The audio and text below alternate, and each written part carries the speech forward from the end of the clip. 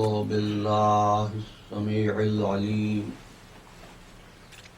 من الشيطان اللعين الرجيم. بسم الله الرحمن الرحيم. الحمد لله وكفى والسلام على عباده الذين اصطفى خصوصا على محمد المصطفى. اللهم صل على محمد وأهل بيته الطيبين الطاهرين الشرفاء الذين أذهب الله عنهم الرجس وطهرهم تطهيرا. اللهم صل على محمد أما بعد فقد قال الله تبارك وتعالى في محكم كتابه المبين وهو أصدق الصادقين. بسم الله الرحمن الرحيم. إن هذا لهو حق اليقين فسبح باسم ربك العظيم. صلوات. اللهم صل على محمد نعرہ حیدری اور محمد آل محمد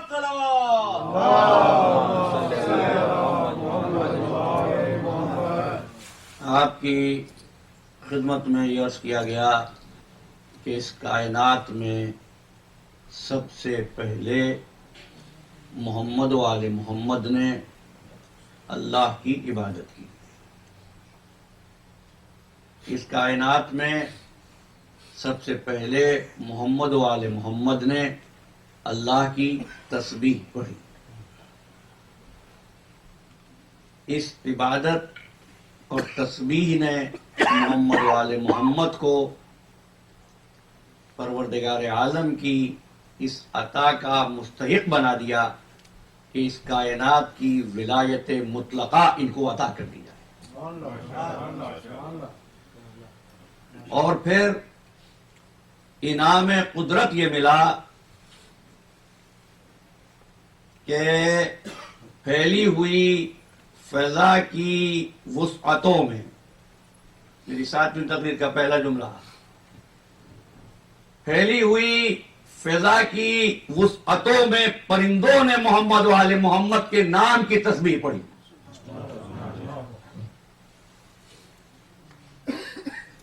اور عزیزو کھول لیجئے گا خطبہ طارق بن شہاب سے گفتگو کرتے ہوئے امیر المومنین علی ابن ابی طالب علیہ السلام سے.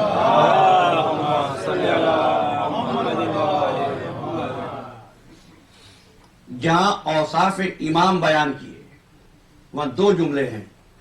طولانی خطبہ ہے اور اس میں سے 2 جملے ہیں جو آپ کی خدمت میں پیش کر رہا ہوں. فرمایا بِأَسْمَائِهِمْ تُسَبِّحُ أَطْيَارٌ وَتَسْتَغْفِرُهُ لَحْيَانٍ بَيْنَ مَوَاجِ الْبِحَارِ.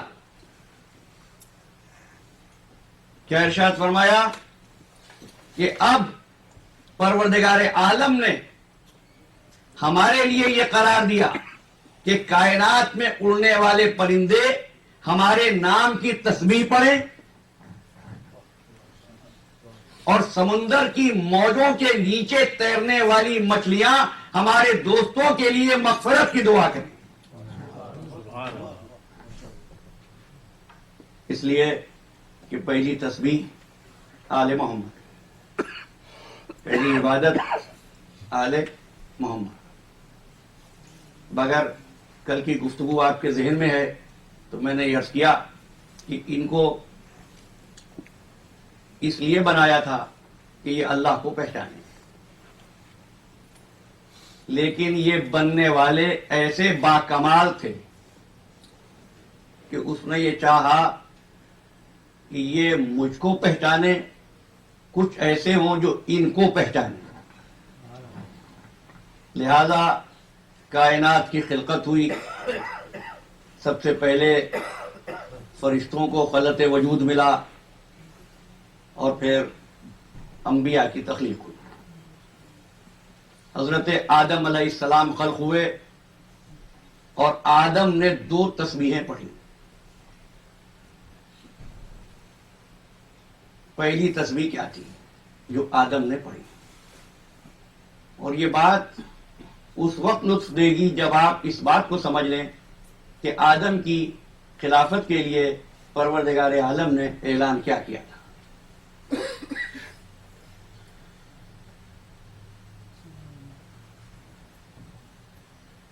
دیکھو، اعلان یہ کیا تھا انی جاعل فی الارض خلیفہ. یہ نہیں فرمایا تھا السلام علیکم تشریف بھائی اور محمد و آل محمد بلندتر صلوات.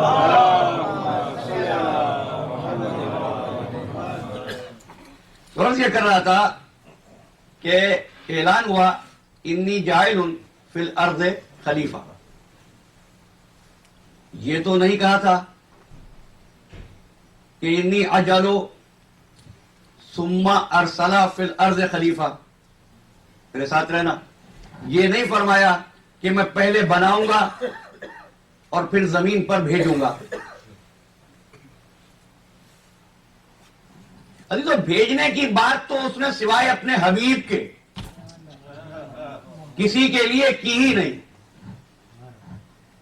آدم کو بنایا انی جاعل فی الارض خلیفہ. ابراہیم کو امامت دی، فرمایا انی جاعلوں کا للناس امامہ، تجھ کو لوگوں کے لیے امام بنانے والا ہوں.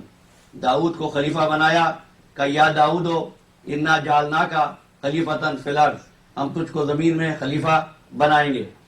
پھر قرآن مجید نے فہرست دی اور پھر سب کو جمع کر کے کہا وجعلناکم خلائف فی الارض، ہم نے تم کو زمین میں خلیفہ بنایا.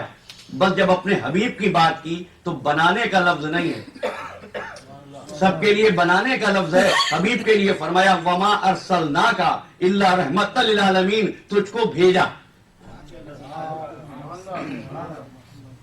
باقی سب کو بنایا، محمد کو بھیجا اس لیے کہ بنایا اس کو جاتا ہے جو پہلے سے ہوتا نہیں، بھیجا اس کو جاتا ہے جو پہلے سے موجود ہوتا ہے. اور محمد و آل محمد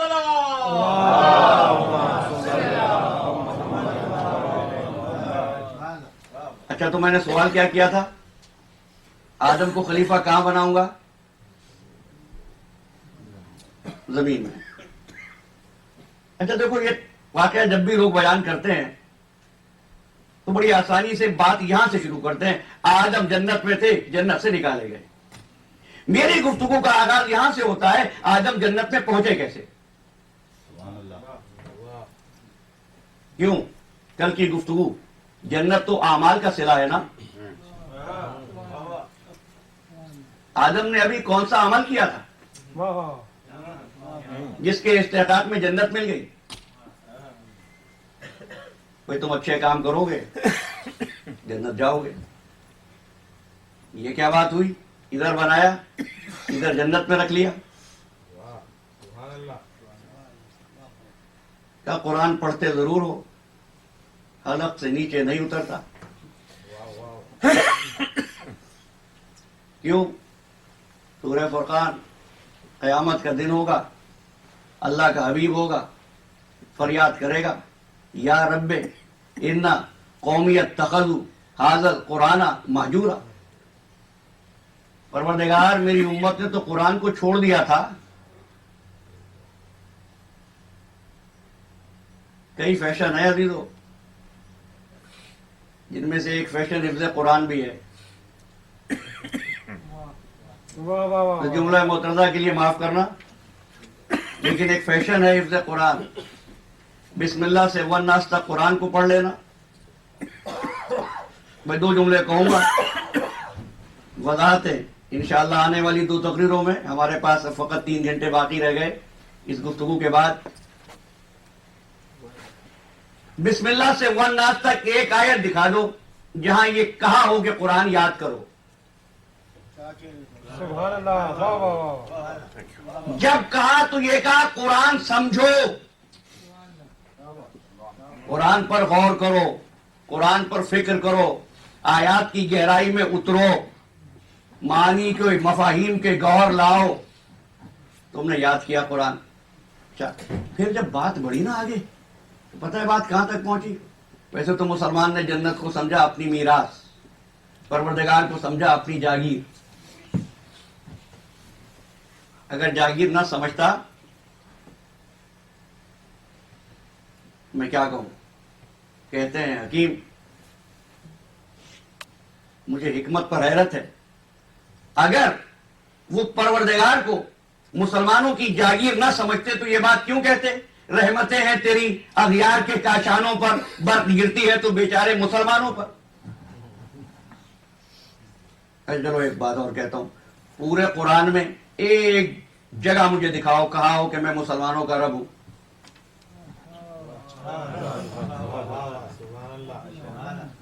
کہیں کہا ہو کہ میں مومنین کا رب ہوں. بھائی اس کا تو آغاز گفتگو یہی سے ہوا, الحمدللہ رب العالمین, میں عالمین کا پروردگار ہوں. فقط تمہارا تھوڑی ہوں, عالمین کا ہوں. دیکھو جیسے میں عالمین کا ہوں نا, واہ میرے رسول کو عرب کے جغرافیے میں نہ دیکھنا. واہ واہ. وما ارسلناک الا رحمتا للعالمین. اور جیسے میرا رسول ہے نا عالمی, اسی طریقے سے میری کتاب کو بھی مذہب کی کتاب نہ بنا دینا. آج سے 3 برس پہلے اسی مقام سے عرض کیا تھا, لوگ جب بڑا کام کرتے ہیں, عمارت بناتے ہیں, کوئی یادگار بناتے ہیں, تو اس کا ایک نام رکھتے ہیں. ذہنوں میں ہے آپ کے؟ تو اس کا نام کیا ہوتا ہے؟ کسی شخصیت کے نام پر, کسی بزرگ کے نام پر, کسی دانشور کے نام پر. اس کا یہ جو کلام ہے نا قرآن, اس کی شان تو دیکھو. عالمین کے لیے ہدایت کتاب, اور جو سورے آئے وہ کس کے نام پر آئے؟ 1,24,000 انبیاء, 114 سورے قرآن کے, ایک ایک نبی کے نام پر ایک سورہ ہوتا. لیکن نام کیسے ہے؟ سورہ بقرہ. کیا ترجمہ ہے؟ یہ بچے بھی جانتے ہیں, گائے. نمل کیا مطلب ہے؟ چونٹی. نحل کیا مطلب ہے؟ شہد کی مکھی. دخان کیا مطلب ہے؟ دھواں. میرے معبود, قرآن تو مذہبی کتاب ہے, کیا اسی لیے میرے معبود قرآن تو مذہبی کتاب ہے, یہ نام جانوروں کے نام پر کیوں, کیڑوں مکوڑوں کے نام پر کیوں؟ کب ملت اسی لیے تو ٹریک سے ہٹ گئی کہ اس نے قرآن کو مذہب کی کتاب سمجھا. قرآن مذہب کی کتاب نہیں ہے, قرآن فطرت کی کتاب ہے.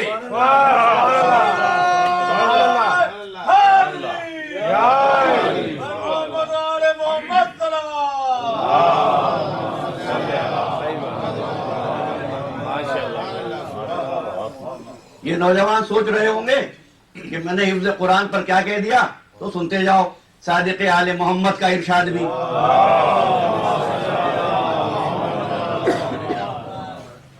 کہ آپ کے سامنے کوئی قرآن پڑھ رہا تھا, آپ نے فرمایا دیکھ کر پڑھا کر. وہ پڑھ رہا تھا, باقی سن رہے تھے. آپ نے فرمایا دیکھ کر پڑھا کر. کہنے والے نے کہا مولا یہ حافظ قرآن ہے. کہا پھر بھی دیکھ کر پڑھا کر. مولا حافظ ہے, کہا پھر بھی دیکھ کر پڑھا کر. پڑھ تو رہا ہے, الفاظ کو دیکھنے میں جو آنکھوں کی عبادت ہے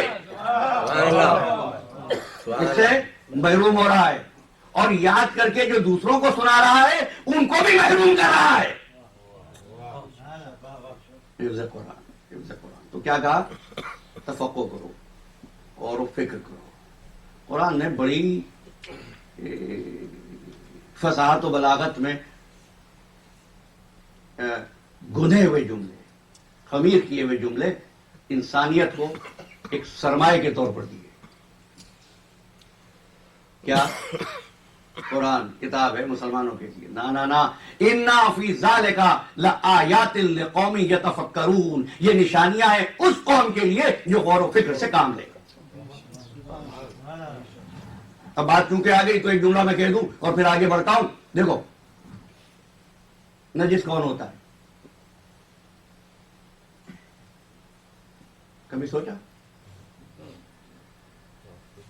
گدا پانی جس کے کپڑے پہ گر جائے، بازار میں جا رہا ہو کوڑا اوپر سے آ کے اس کے اوپر پڑ جائے، یہ تو چھوٹی چھوٹی نجاست ہے. بڑی نجاست کیا ہے سنو گے؟ سب سے غلیظ نجاست، سب سے بےہودہ مخلوق، قرآن کہتا ہے ان شر الدواب عند اللہ، وہ قوم جو عقل سے کام نہیں لیتی، جو عقل سے کام نہیں لیتی. ٹھیک ہے نا؟ اچھا، ایک تو حفظ قرآن، دوسری بات کہہ رہا ہوں وضاحت انشاءاللہ آنے والی گفتگو میں، کیا قرآن کا پڑھنا واجب ہے؟ ایک مسلمان نے قرآن پڑھنا نہیں سیکھا، نہیں پڑھنا آیا، کیا مسلمان نہیں ہے؟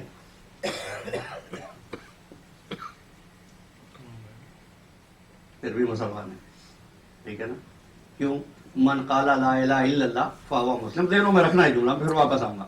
مجھے اس وقت کہنا ہی ہے کہ قرآن کی آیت یہ کہہ رہی ہے انی جاعل فی الارض خلیفہ. دیکھو بھولتا نہیں ہوں میں، واپس آ جاتا ہوں. انی جاعل فی الارض خلیفہ، کہ میں زمین میں خلیفہ بناؤں گا. اب جو نئے سننے والے اس مرحلے کے بعد داخل ہوئے ان کے لیے کہتا ہوں، اس نے یہ نہیں کہا کہ میں آدم کو خلیفہ بناؤں گا پھر زمین پر بھیجوں گا. نہیں، بھیجنے کی تو بات ہی نہیں ہے. کہا میں زمین میں خلیفہ بناؤں گا، اور آپ کہتے ہیں آدم کو جنت میں رکھ لیا.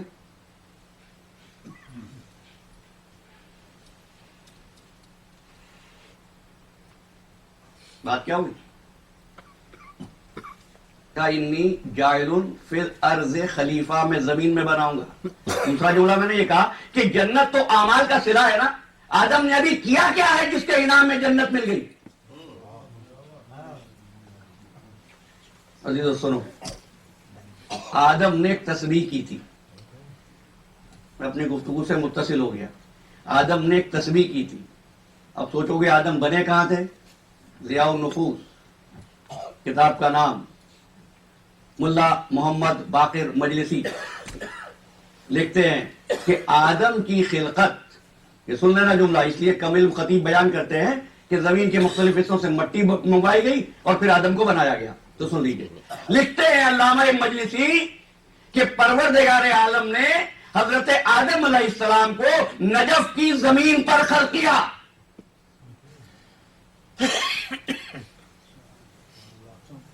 کہاں خلق کیا؟ نجف کی زمین پر. ایک بات طے ہو گئی نا، نجف منبع خلافت ہے. بھائی اس روایت کے بعد میری سمجھ میں علامہ اقبال کا یہ شعر آیا، خیرہ نہ کر سکا مجھے جلوے دانش فرنگ، سرما ہے میری آنکھ کا خاک مدینہ و نجف. سبحان اللہ. کیوں؟ اس لیے کہ علی کی پہلی تسبیح نے علی کو ولایت مطلقہ دے دی تھی. سمجھے؟ اب کیا ہوا؟ غالباً اگر میرا حافظہ صحیح کام کر رہا ہے، بایزید بستامی یا کسی عارف کے پاس کوئی پہنچا، کوئی دیہاتی پہنچا، اور دیہاتی نے پہنچ کر یہ کہا کہ آپ علی علی کیوں کرتے ہیں؟ آپ تو خود ولی ہیں. وہ بھی ولی تھے. ایک مرتبہ عارف نے سر اٹھایا کہ یہ بتا دے کہ تو گاؤں میں کیا کھاتا ہے؟ کہنے لگا گندم.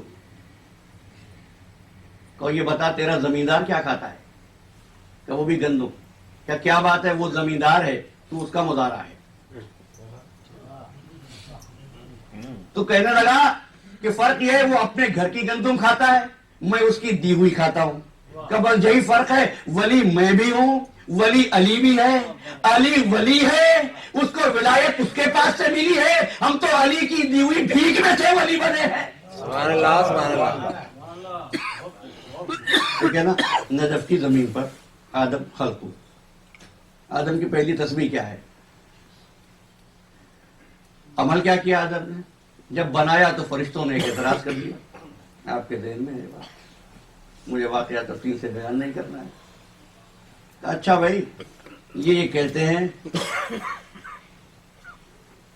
کہ یہ خلافت کے سزاوار ہیں، آدم ان چہروں کو دیکھ لو، فرشتوں تم نے بھی دیکھ رکھے ہیں، ان کے نام بتانا ہے۔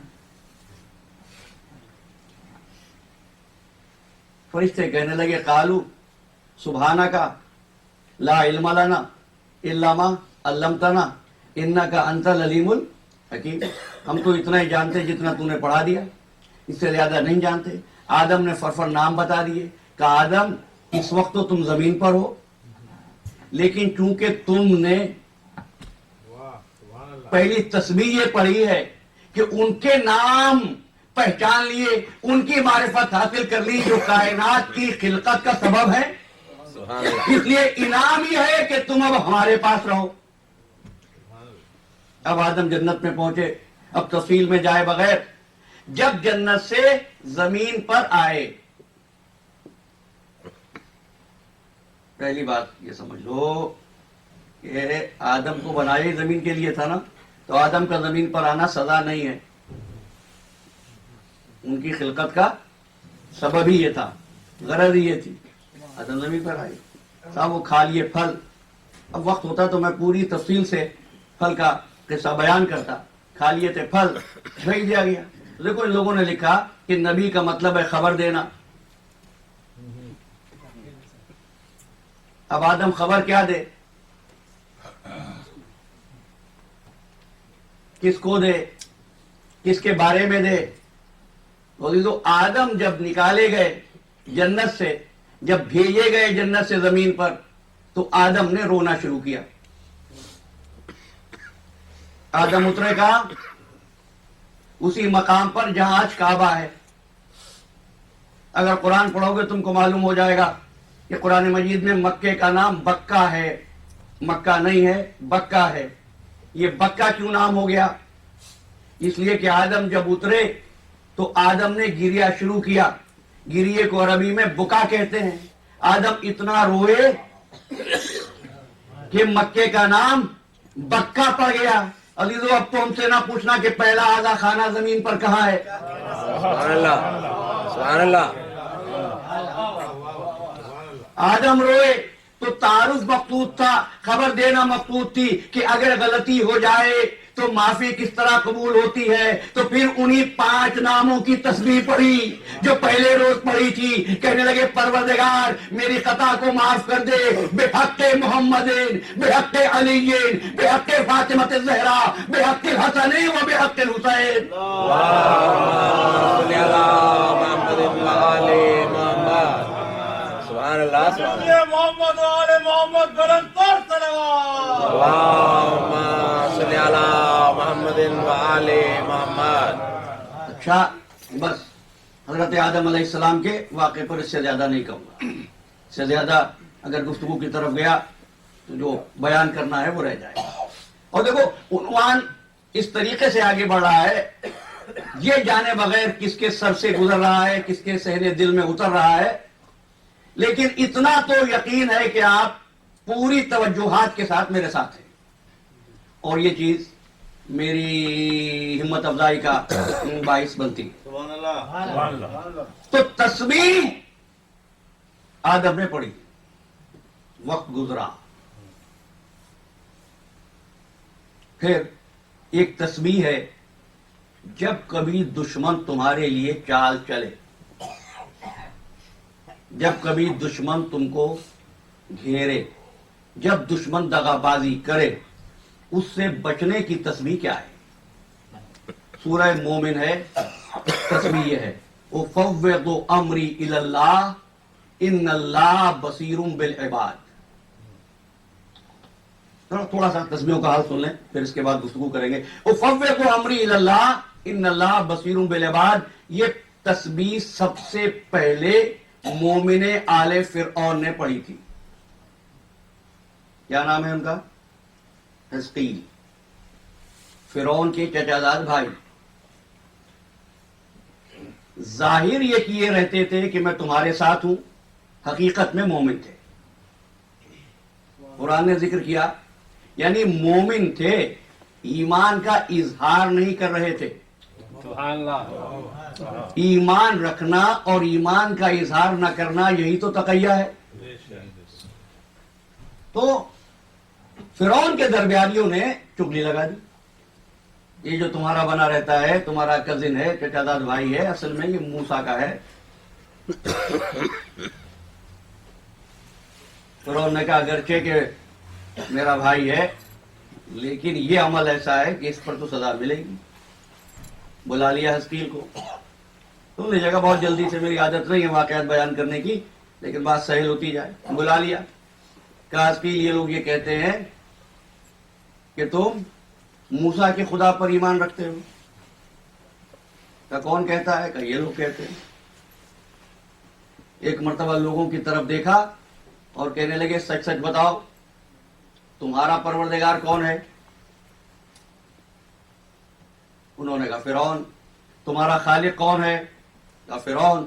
تمہارا رازق کون ہے؟ فرعون. تو ایک مرتبہ کہا کہ فرعون تجھ کو اور تیرے ان درباریوں کو گواہ بنا کر کہتا ہوں میرا بھی وہی خالق ہے جو ان کا خالق ہے، میرا بھی وہی رازق ہے جو ان کا رازق ہے، میرا بھی پالنے والا وہی ہے جو ان کا پالنے والا ہے. اب کیا ہوا؟ قرآن کہتا ہے فَوَقَاهُ اللَّهُ سَيِّئَاتِ مَا عَمَلُوا. اس تسبیح کی وجہ سے ہم نے حزقیل کو نجات دلا دی اور چغلی لگانے والوں کو فرعون نے موت کے گھاٹ اتار دیا. اب دیکھتے ہیں تسبیح پروردگار عالم کی اس تدبیر کا نام ہے کہ دشمن جو گڑھا تمہارے لیے کھودے گا اس میں جا کر خود گرے گا. سبحان اللہ. یہ تسبیح ہے. اس کے بعد وہ تسبیح ہے، دیکھو بہت کچھ میں چھوڑ رہا ہوں، وہ تسبیح ہے جو حضرت یونس علیہ السلام نے مچھلی کے پیٹ میں پڑھی. سورہ انبیاء میں اس کا ذکر ہوا.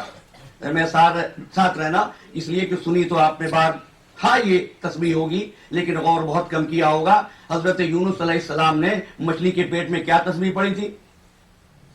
لا الہ، الحمدللہ سب کو معلوم ہے، لا الہ الا انت سبحانک، تیرے سوا کوئی اللہ نہیں ہے، سبحانک تیری ذات پاک ہے، کنت من الظالمین میں ظالموں میں سے ہوں. یہی ہے نا تسبیح، لا الہ الا انت سبحانک انی کنت من الظالمین، یہی تسبیح ہے. تو جو دعا مانگی، جو تسبیح پڑھی، تو تسبیح کے جواب میں کیا آیا؟ فاستجبنا له وَنَجَّيْنَاهُ مِنَ الْغَمِّ وَكَذَلِكَ نُنْجِي الْمُؤْمِنِينَ. دیکھو یہ تسبیح جو ہے نا نماز غفیلہ میں پڑھی جاتی ہے. جو حضرات پڑھتے ہیں الحمدللہ، جو نہیں پڑھتے میں کہوں گا کہ نماز غفیلہ پڑھیں، پریشانیوں سے نجات دلاتی ہے. پروردگار عالم کی طرف سے خیر و برکت آپ کی زندگی کا حصہ بنتی ہے.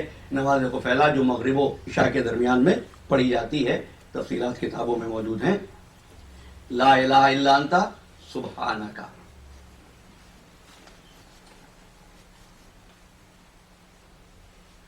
کوئی معبود نہیں سوائے تیرے، سبحانک تیری ذات پاک، انی کنتو من الظالمین. جتنے سیغے ہیں واحد کے ہیں نا. کس کو پکارا ہے یونس نے؟ انتا سے کون مراد ہے؟ سبحانکا سے کون مراد ہے؟ اللہ مراد ہے نا. پکارا اللہ کو، جواب کیا آیا؟ یہ نہیں آیا کہ میں نے تمہاری فریاد کو سنا، جواب یہ آیا فاستجبنا لہو وَنَجَّيْنَاهُ مِنَ الْغَمِّ. اور کرنا نَجَّيْنَاهُ مِنَ الْغَمِّ، ہم نے اس کی آواز کو سنا اور اس کی تکلیف کو دور کر دیا. سبحان اللہ. بھائی یونس تو واحد کے سیغے سے بات کر رہے تھے، مدد جمع کے سیغے کے ساتھ آ رہی تھی. سبحان اللہ سبحان اللہ سبحان اللہ تو یہی سے ایک اصول یاد رکھنا، جب بھی خدا کو پکارو گے اس کی مدد وسیلے کے ذریعے سے پہنچے گی۔ سبحان اللہ سبحان اللہ سبحان اللہ یہ بہت جلدی میں آگے بڑھتا ہوں۔ اور تیسری تسبیح سورہ آل عمران، وہ کیا ہے؟ حسبنا اللہ ونعم الوکیل، ہمارے لیے اللہ کافی ہے، وہ بہترین نگراں ہے نا تسبیح۔ یہ سب سے پہلے کس نے پڑھی تھی معلوم ہے؟ سب سے پہلے حسبنا اللہ ونعم الوکیل کی تسبیح پڑھنے والا سلمان فارسی۔ کب پڑھی تھی؟ جنگ ہو رہی تھی، لوگوں نے آ کر، ہوتا ہے نا کہ لشکر جو آیا ہے بہت بڑا ہے، دشمن جو ہے بہت زیادہ ہے، شکست ہو جائے گی، ہم ہار جائیں گے، وہ غالب آ جائیں گے۔ تو سلمان نے نہایت اطمینان سے کہا، گھبراہٹ کی کیا بات، فکر کی کیا بات، حسبنا اللہ ونعم الوکیل۔ قرآن نے کہا کہ ہم نے سلمان کی تسبیح سنی، پھر کیا ہوا، فانقلبوا بنعمت من اللہ وفضل ولم یمسسہم سوء، کیا ہوا، وہ اللہ کی نعمت کے ساتھ واپس آئے اور ان کو ذرا سی بھی گزد نہیں پہنچی۔ پکارا کس کو؟ اللہ کو۔ یہ بات مشکل ہو گئی زیادہ، صلوات پڑھیں۔ اللہم صلی علی محمد وآل محمد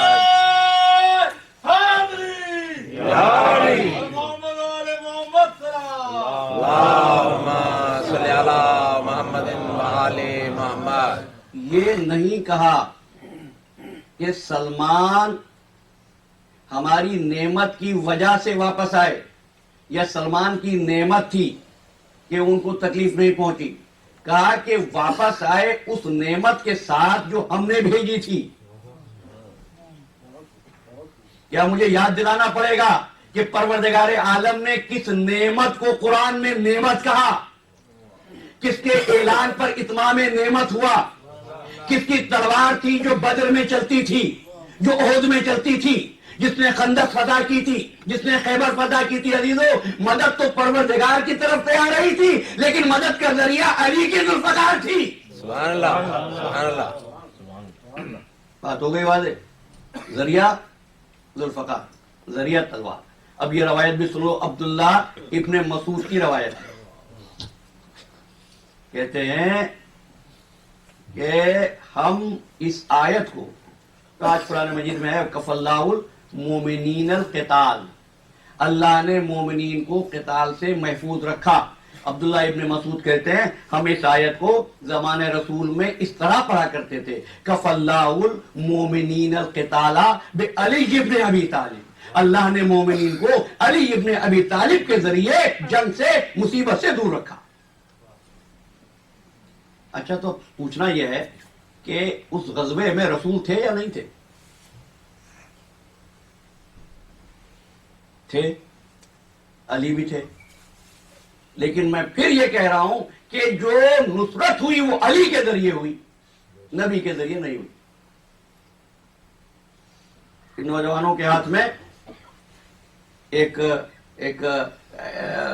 ایسا آرگومنٹ دینا چاہتا ہوں کہ ہر جگہ پر یہ فخر سے بات کر سکے، ہے نا یہ بات کہ جب بھی بات کرتے ہو یہی کہتے ہو کہ علی کے ذریعے، نبی بھی جنگ میں موجود تھے، یہ نہیں کہہ رہے نبی کی نعمت سے بچ گئی۔ امامت کیوں نعمت ہے؟ سورہ نساء ارشاد ہوا فقاتل فی سبیل اللہ ولا تکلف الا نفسک وحرض المومنین، اے رسول تجھ پر واجب ہے قتال، تجھ پر واجب ہے کہ جنگ کرے، لا تکلف الا نفسک، تیرے علاوہ، تیرے نفس کے علاوہ کسی پر بھی جنگ واجب نہیں ہے، وحرض المومنین، اور مومنین کو ترغیب دلا، یعنی جنگ واجب ہے رسول پر، مومنین پر واجب نہیں ہے۔ مومنین کے لیے تو اتنا ہی حکم ہے، حرض المومنین، مومنین کو ترغیب دلاؤ۔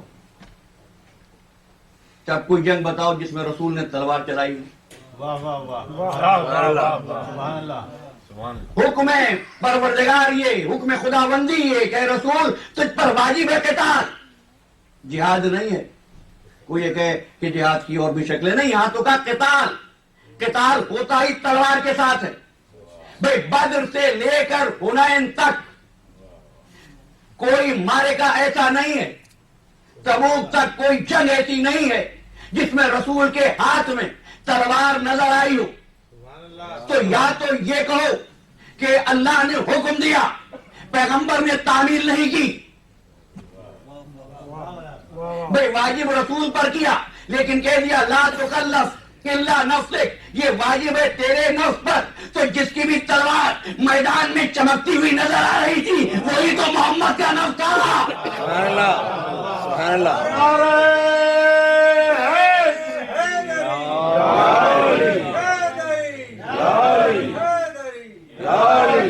سبحان اللہ، سبحان اللہ، وہی محمد کا نفس تھا، محمد کا نفس تھا، تبھی تو علی کو مباہلے میں لے گئے تھے۔ جب کہا تھا فَقُلْ تَعَالَوْا نَدْعُ أَبْنَاءَنَا وَأَبْنَاءَكُمْ وَنِسَاءَنَا وَنِسَاءَكُمْ وَأَنفُسَنَا وَأَنفُسَكُمْ، تو نفس کی جگہ پر کون گیا؟ علی گئے۔ دیکھو مباہلہ بیان نہیں کروں گا، لیکن کہنا یہ ہے کہ جس کا وقت بلند ہوتا ہے،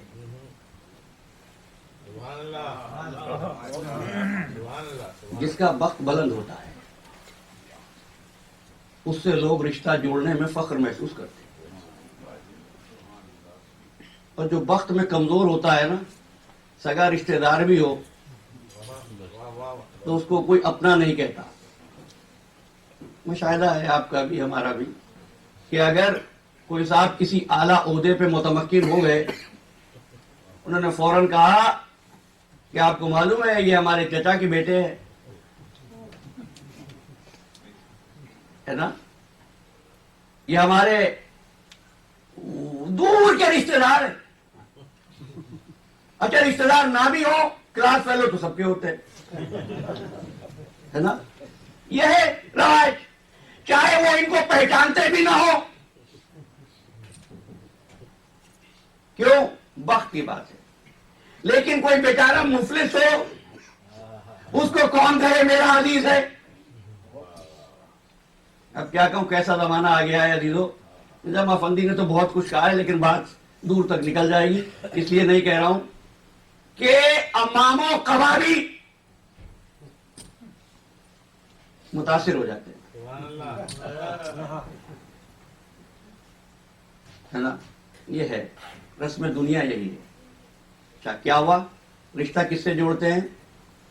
بڑے سے، چھوٹے سے نہیں جوڑتے، بڑے سے جوڑتے ہیں۔ سوچ کے بتانا اس کائنات میں علی سے بڑے کتنے ہیں؟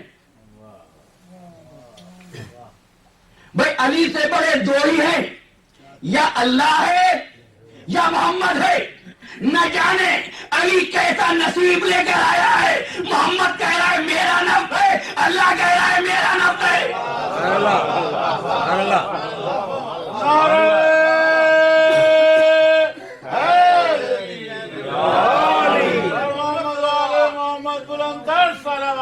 اللہم صلی علی محمد وآل محمد،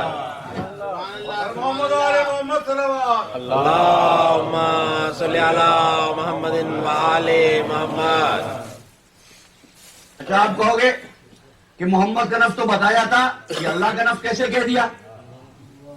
بھئی کوئی بات بلا دلیل نہیں کرتا، اور فرائض کے لیے بھی ہمیں روایتوں کی ضرورت نہیں، اس لیے کہ آیتیں موجود ہیں۔ سورہ آل عمران ارشاد ہوا وَيُحَذِّرُكُمُ اللَّهُ نَفْسَهُ، اللہ تم کو اپنے نفس کا خوف دلاتا ہے۔ اللہ کا کوئی نفس تو ہے نا، اس کا خوف۔ اب لوگ حیران ہو کے کہنے لگے صاحب یہ عجیب بات ہے، آپ کہتے ہیں محمد معراج کی رات میں پردے سے باہر تھے، علی پردے کے اندر تھے، تم نے پڑھا دیا علی کو نبی سے۔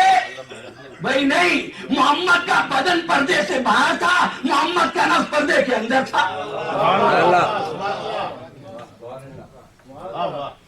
اچھا بات تو ہو گئی، جو پیغام دینا تھا میں نے دے دیا، اور وقت بھی تقریباً ختم ہو گیا۔ لیکن اگر اب نفس پر تسبیح کی طرف بڑھوں یا تھوڑی سی نفس کی وضاحت کروں؟ اگر آپ چاہیں تو آج کی اس گفتگو کا باقی وقت میں صرف اس وضاحت میں کروں کہ علی ابن ابی طالب کو محمد سے اور اللہ سے معیت کیا ہے. بے شک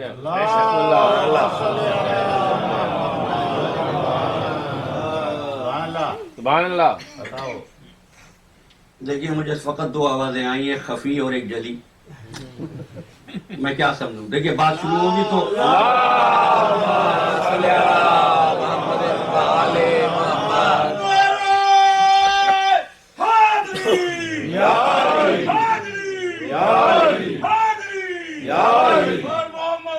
محمد. اللہم صلی علی محمد و آل محمد. دیکھو دیکھو صرف 15 منٹ ہے. اچھا سنیے، اس کائنات میں علم الہی کا نام کیا ہے؟ اس کائنات میں احکامات پروردگار کا نام کیا ہے؟ کیا ہے؟ قرآن. ٹھیک ہے نا؟ سرکار ختمی مرتبہ فرماتے ہیں القرآن و مع علی والعلی و مع القرآن. قرآن علی کے ساتھ، علی قرآن کے ساتھ. یہ 7 کس معنوں میں؟ یہ قرآن میرے ساتھ ہے، یہ میت ہے؟ نہیں. عزیزو بارہا سنا ہوگا القرآن و مع علی والعلی و مع القرآن، لیکن کسی نے بتایا نہیں ہوگا کہ میت کا مطلب کیا ہے. اب 3 برس پہلے کی گئی گفتگو کا ایک جملہ یاد دلا رہا ہوں. میں نے کہا تھا قرآن بھی نازل ہوا. لو انزلنا هذا القرآن على جبل لرأيته خاشعا متصدعا من خشية الله. قرآن بھی نازل ہوا، علی بھی نازل ہوا. ارے اچھا، نازل ہونے کے معنی کیا ہے؟ یہ جو بڑے بڑے علم کلام پر، فلسفے پر، تبلیغ پر، فتووں پر اپنے رات اور دن سیاہ کر دیتے ہیں، ملت کا امن غارت کیے ہوئے ہیں، یہ جانتے ہی نہیں ہیں کہ نزول کیا ہوتا ہے. آج مجھ سے سنو، نزول کیا ہوتا ہے؟ بھئی یہی سمجھا جاتا ہے نزول کا مطلب ہے کوئی چیز اوپر سے نیچے آ گئی، یہ نزول ہے. آپ بھی یہی سمجھتے ہیں نزول اوپر سے نیچے آنا. تو جب کہا قرآن نازل ہوا تو کیا مطلب؟ یہاں تھا اور ایک دم یہاں آ گیا.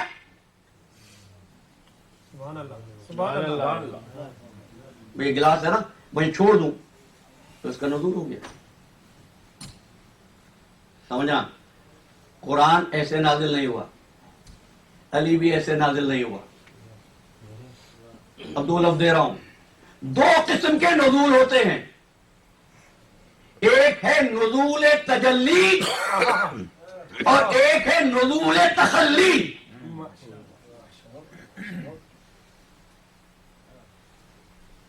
کیا کہا میں نے؟ نزول تجلی اور نزول تخلی. نزول تخلی کیا ہے؟ یہ گلاس یہاں سے گرا، نیچے آیا، نزول تو ہو گیا لیکن یہ جگہ اس سے خالی ہو گئی، یہ ہے نزول تخلی. سبحان اللہ. اللہم صلی علی محمد و آل محمد. نزول تخلی، ایک پرندہ منڈیر پر چھت پر بیٹھا ہے، تم نے دانا ڈالا، وہ پرندہ اڑ کر نیچے آیا، وہ مقام اس سے خالی ہو گیا، یہ نزول تخلی. سمجھ گئے؟ نزول تخلی. بارش ہوئی، کیسے ہوتی ہے بارش؟ آسمان مشیت سے بارش کا قطرہ چلا،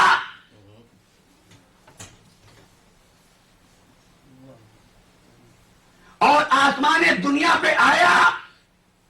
آسمان دنیا پہ آنے کے بعد بارش کے فرشتے کی ہتھیلی پر آیا، بارش کے فرشتے کی ہتھیلی سے بادلوں پہ آیا، بادلوں سے برسا، ڈیلس کی زمین پر پڑا.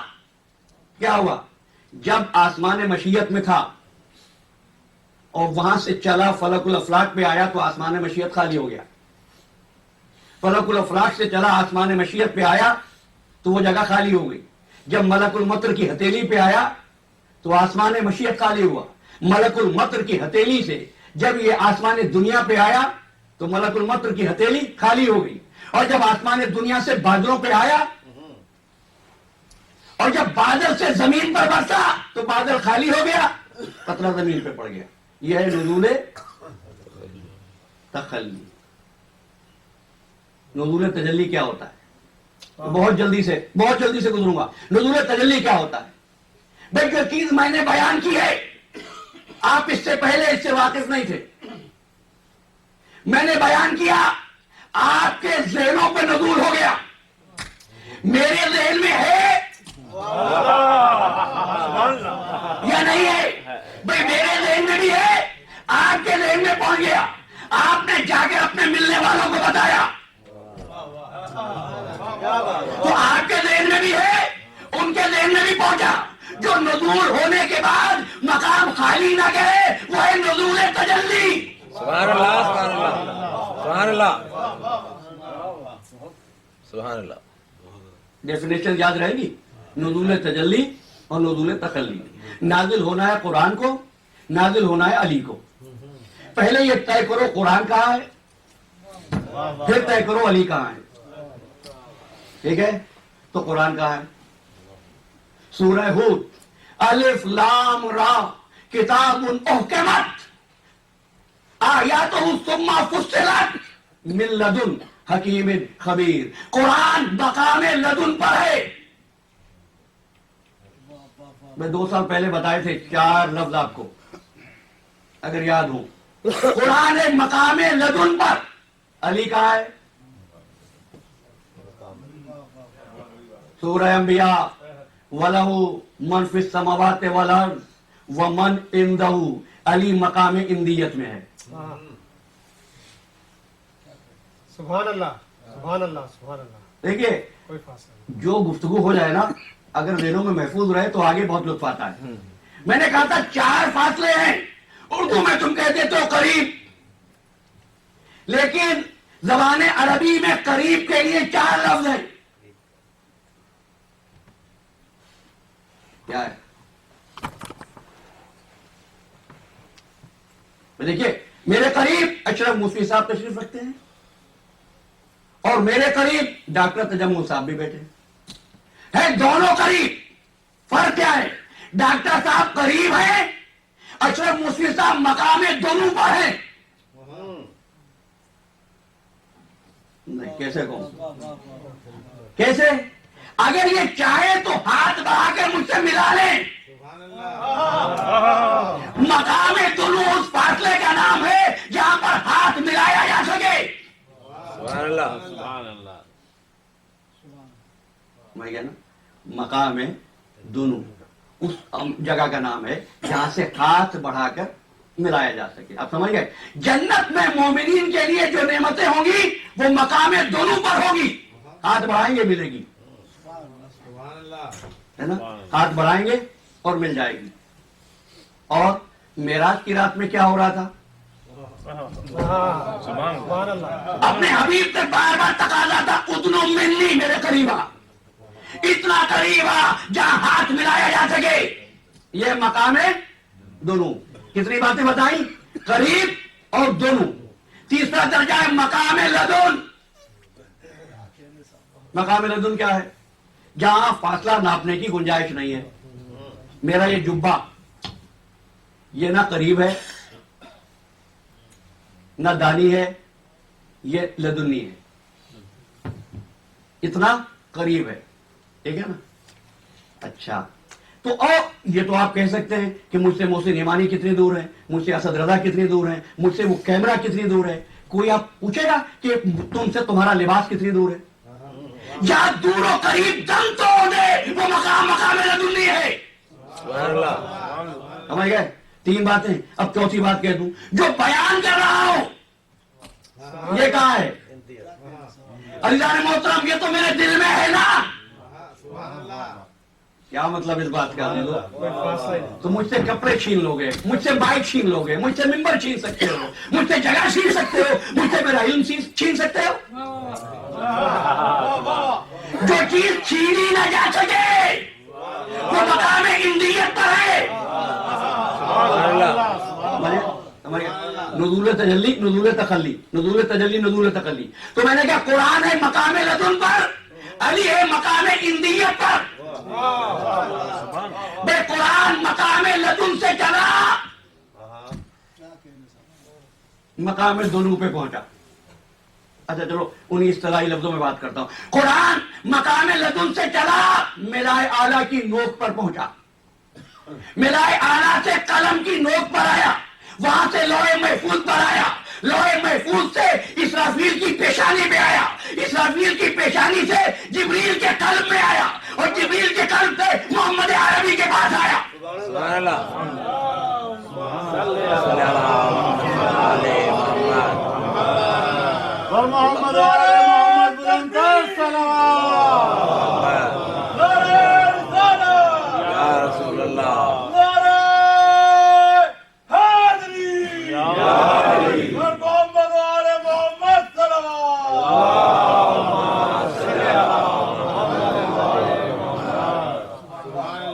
اچھا یہ کیا ہے؟ نزول تجلی. لدن میں تھا، لدن سے لوح محفوظ میں آیا، لدن میں بھی رہا، لوح محفوظ پہ بھی آ گیا. ٹھیک ہے، لوح محفوظ سے قلم اعلیٰ کی نوک پر آیا، لوح محفوظ میں بھی رہا، قلم اعلیٰ پر بھی آ گیا. قلم اعلیٰ سے جب اسرافیل کی پیشانی میں آیا تو وہاں بھی رہا، اسرافیل کی پیشانی میں بھی آ گیا. اسرافیل کی پیشانی سے جبریل کے پاس پہنچا، اسرافیل کے پاس بھی رہا، جبریل کے پاس بھی آ گیا.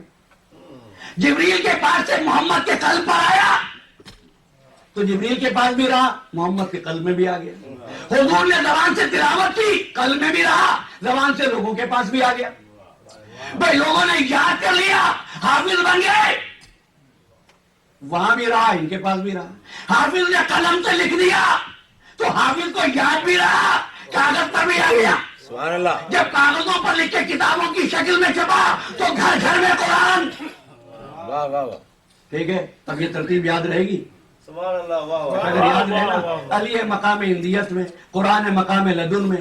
جب قرآن چلا تو علی مقام لدن پر قرآن کے ساتھ تھا. جب قرآن قلم اعلیٰ تک پہنچا تو علی وہاں ساتھ تھا.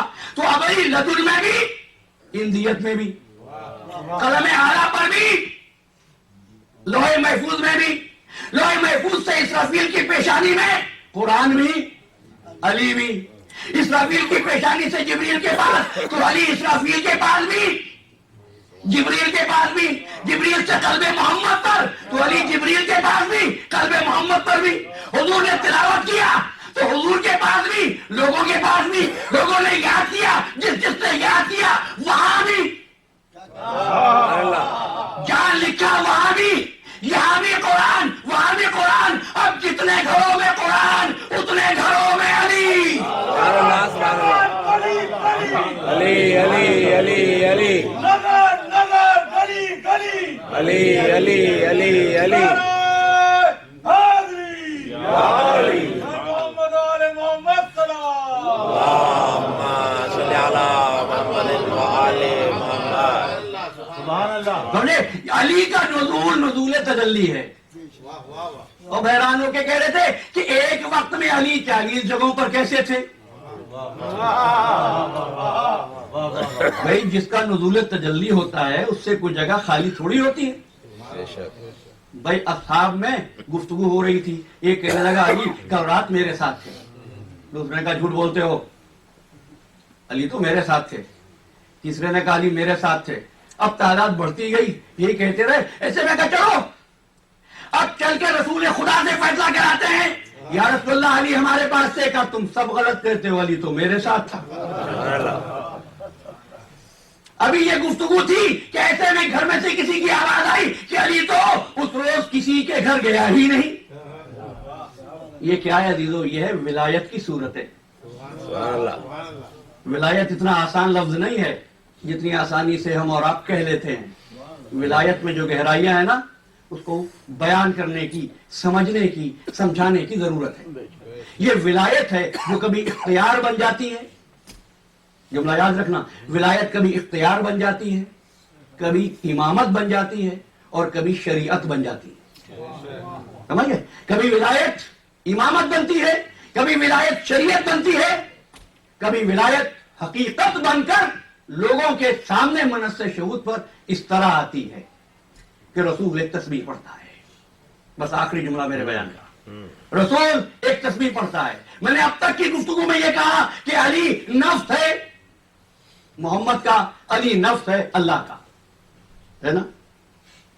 نفس ہے اللہ کا اور نبی کا.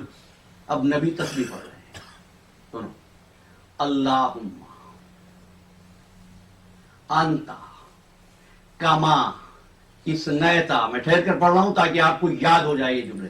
اللہم انتا کما اسنیتا نفسک. ترجمہ کروں، بار الہ تو ویسا ہی ہے، تو ویسا ہی ہے جیسے تو نے اپنے نفس کی ثنا خوانی کی ہے.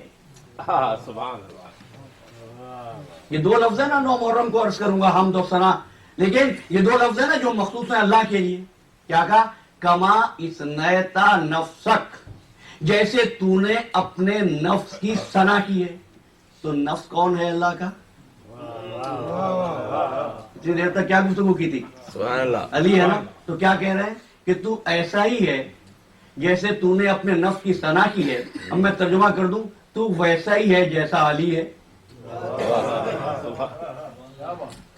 تو علی جیسا ہے نا. اچھا آپ حیران نہ ہونا، علی بھی فرماتے بار الہ میں نے تجھ کو ویسا ہی پایا جیسا میں چاہتا تھا، تو مجھ کو ویسا بنا دے جیسا تو چاہتا ہے. بھائی عبد ہو تو ایسا ہو جو ایمان سے پہلے خالق کے لیے درجے کا تعین کر دے. ہو گئی بات سمجھ میں آئی؟ تو بولی دو. اب ایک بات کہوں گا، میں نے کیا کہا؟ ولایت شریعت بنتی ہے، ولایت حقیقت بنتی ہے، ولایت اختیار دیتی ہے، ولایت عظمت بنتی ہے. لیکن کبھی کبھی جب ولایت اپنے حق کو استعمال نہ کرے تو کیا ہوتا ہے؟ اس ایک جملے میں پوری تاریخ چھپی ہے. میرے پاس فقط 10 منٹ ہے. پروڈیوسر وہ یہ ہے کہ ایک ولی نے اپنے اختیارات واپس لیے. عاشور کی رات تھی. یہ ولی کہنے لگا میں تمہاری گردنوں سے بیعت اٹھا رہا ہوں، تم میں سے جو جانا چاہتا ہے چلا جائے.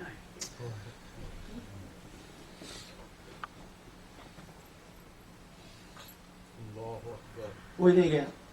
واقعہ مجھے تفصیل سے بیان نہیں کرنا، تمہارے علم میں ہے.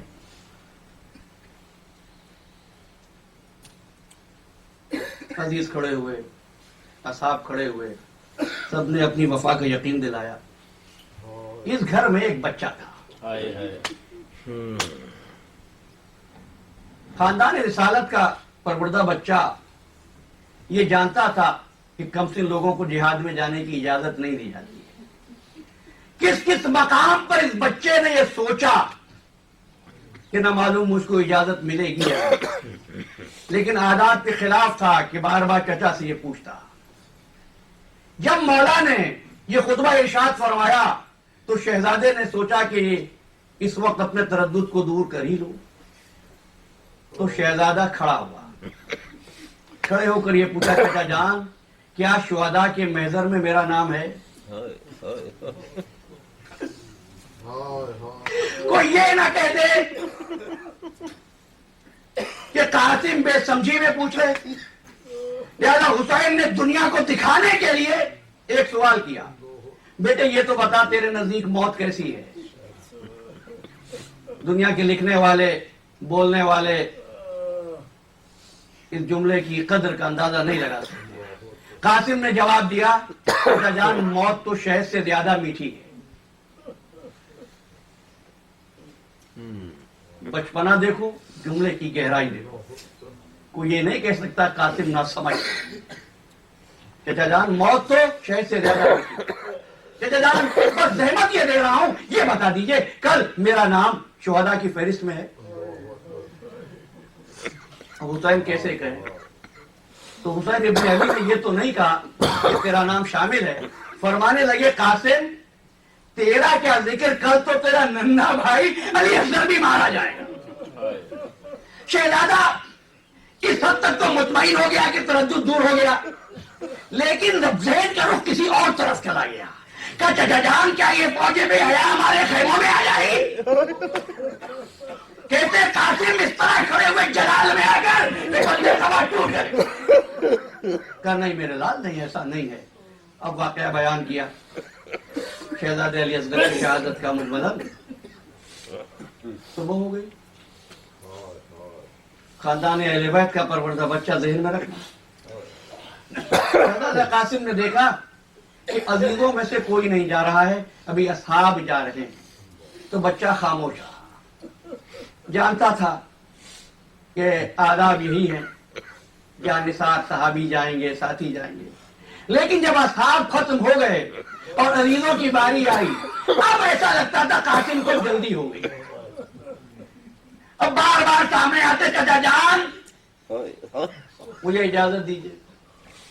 हुसैन इजाजत तो नहीं देते, मतलब देख कर कहते हैं कासिम बेटा मैं तुझको मरने की कैसे इजाजत दे दूं? कासिम खामोश हो जाते हैं। एहतराम का तकाजा यही है। तो मैं सोचा करता था कि मौला ने जब रात को इत्मीनान दिला दिया था, तो इस वक्त इजाजत देने में तरद्दुद क्यों था? बात समझ में आई जब मैंने जुमले विलायत पे गौर किया कि रात को इख्तियारात विलायत तो गर्दनों से उठा चुके थे। बच्चा यतीम है, जिसका वली या बाप होता है या दादा होता है। शरीयत के हुक्म यही है कि वली की इजाजत के बगैर नाबालिग बच्चे को हुसैन कैसे इजाजत दे दे?